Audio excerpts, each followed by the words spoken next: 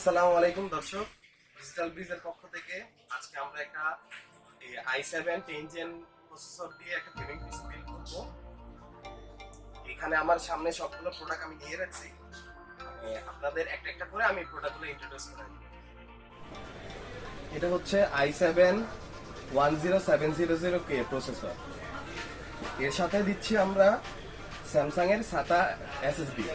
এটা হচ্ছে 4TB 8770QVO model. এর সাথে আরো থাকছে অ্যাপাচারের 512GB একটা M.2 NVMe হার্ড ডিস্ক।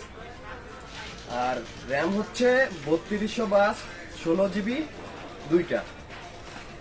গিগাবাইটের 750 ওয়াটের পাওয়ার সাপ্লাই এর সাথে।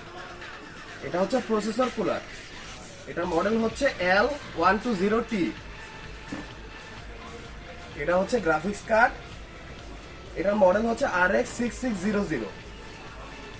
এটা হচ্ছে মাদারবোর্ডের মডেল হচ্ছে B560M gaming HD motherboard. 8GB gaming একটা কেসিং। এটা খুবই সুন্দর দেখতে।